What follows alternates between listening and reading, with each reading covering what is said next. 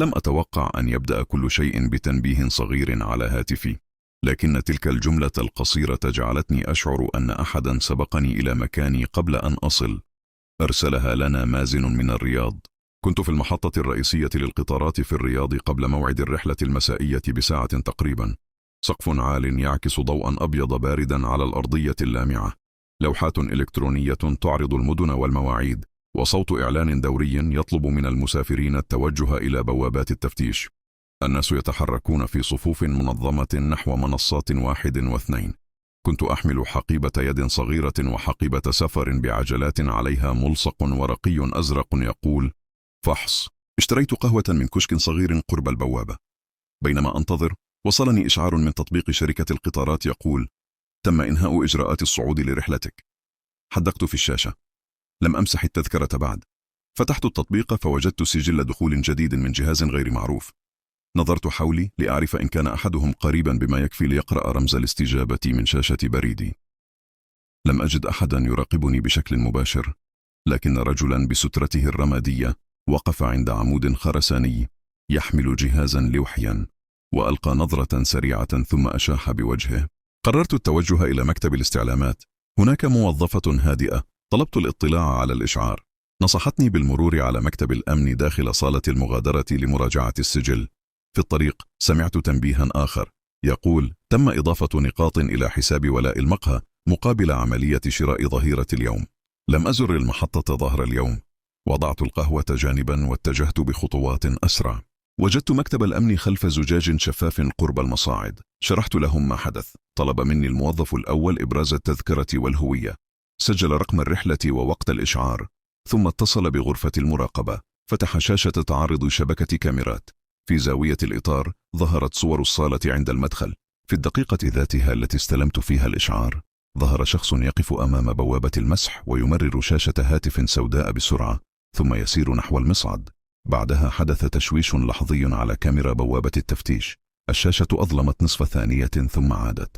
قال الموظف ربما تداخل من معدات الصيانة قرب المصعد.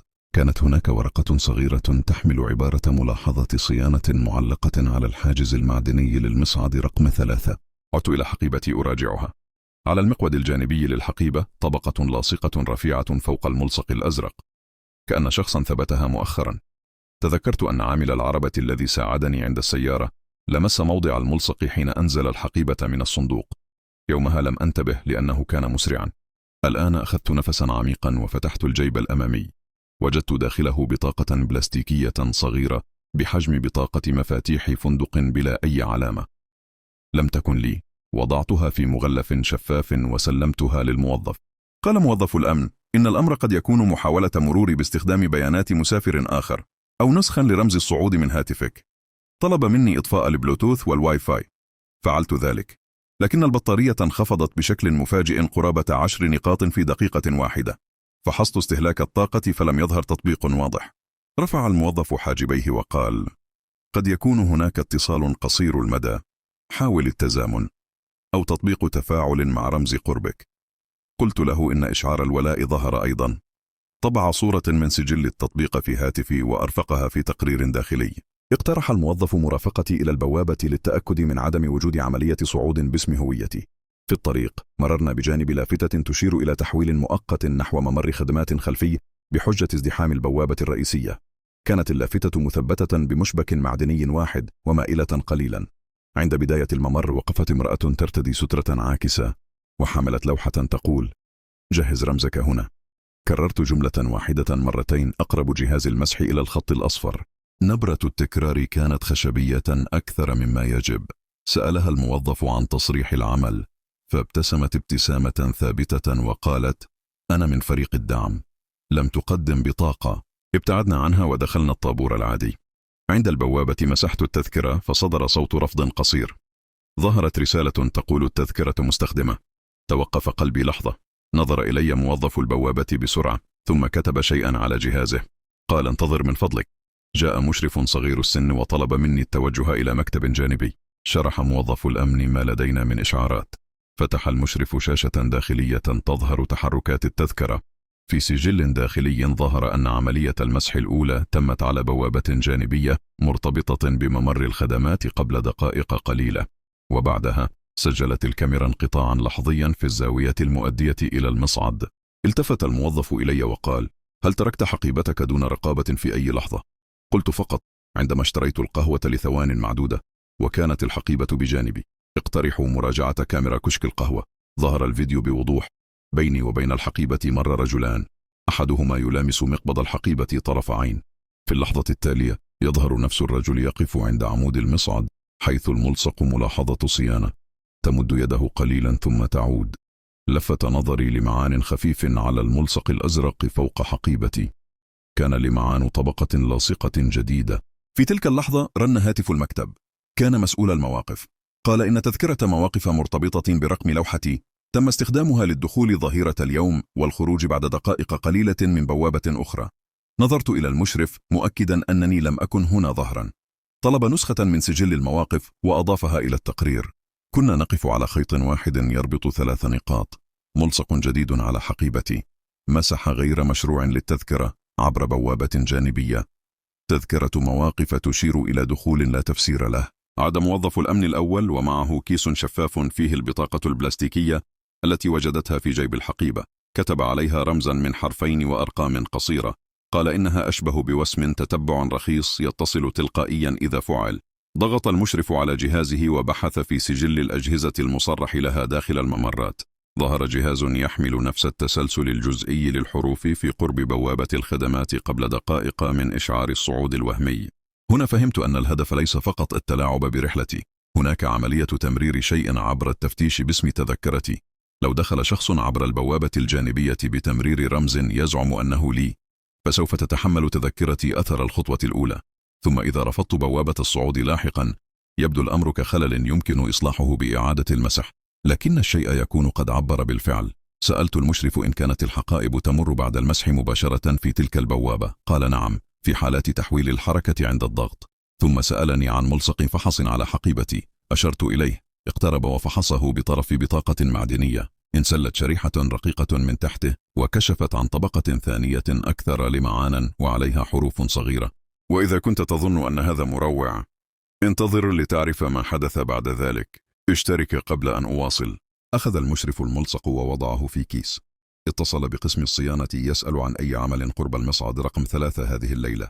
جاء الرد أن العمل كان ظهر اليوم فقط. طلب منا البقاء في المكتب دقائق. في شاشة أخرى ظهرت صورة حفاظة كاميرا للممر الخلفي. شخص بقبعة يحمل حقيبة سفر سوداء تشبه حقيبتي من بعيد يتجه إلى المصعد ويمر بجانب رجل السترة الرمادية. وجهه غير واضح، لكن على مقبض الحقيبة لمعان ملصق مشابه. أمسك الموظف الصورة وحدد اللحظة التي تغيب فيها الكاميرا نصف ثانية. عندما عادت ظهر أن الحقيبة أصبحت خارج إطار الزاوية وكأنها انزلقت خلف عمود. أخذت نفسا وحاولت التفكير بعناصر ثابتة. أولها أن إشعار الولاء ظهر اليوم. هذا يعني أن حسابي يستعمل في المقهى من شخص ما. سألت البائعة قبل قليل إن كانت تستخدم رموز الولاء من الهواتف بطريقة اللمس. قالت نعم في ساعات الازدحام. ربما التقط أحدهم رمزا مطبوعا من حسابي عبر صورة قديمة أو عبر تداخل قريب. ثانيها أن تذكرة المواقف سجلت دخولا ظهر اليوم باللوحة نفسها. ربما كانت هناك لوحة معدنية مكررة لسيارة تشبه سيارتي استخدمت فقط لتثبيت أثر الوجود. ثالثها أن الملصق الأزرق على حقيبتي كان مفتاح الربط بين الحقيبة التي أحملها والحقيبة التي عبرت الممر. بعد نصف ساعة عاد موظف الأمن بنتيجة أولية من نظام المسح. هناك مسحان لرمزي خلال 10 دقائق، أحدهما على بوابة الخدمات والآخر على بوابة الصعود الرسمية التي رفضتني أولا. الفارق أن الأول سجل من جهاز محمول تابع لفريق دعم مزعوم لا يظهر اسمه في قائمة الأجهزة الثابتة، كما أن اسم الموظف المسجل في إدخال المسح يختلف حرفا واحدا عن اسم موظف البوابة الحالية. تكرار لعبة الحرف الواحد. قال المشرف سنوقف صلاحية تذكرتك الحالية ونصدر بديلا جديدا برقم تسلسلي مختلف. نصحني بتقديم بلاغ رسمي لحفظ حقي. طلبت مرافقته لإزالة أي ملصقات باقية من الحقيبة. عندما نزع الطبقة الثانية ظهر أثر لاصق على شكل مستطيل صغير في مكان لا يراه إلا شخص يعرف أين يضع إصبعه. أعاد النظر إلى الشاشة. في إطار صغير ظهرت شركة خدمات تحمل شعارا بحرفين هما نفسيهما المطبوعان على البطاقة التي وجدت في الحقيبة. الشركة مسؤولة عن دعم فني للممرات المؤقتة. في طريقي إلى المنصة الجديدة مررت إلى جانب الرجل السترة الرمادية واقفا بلا جهاز لوحي هذه المرة.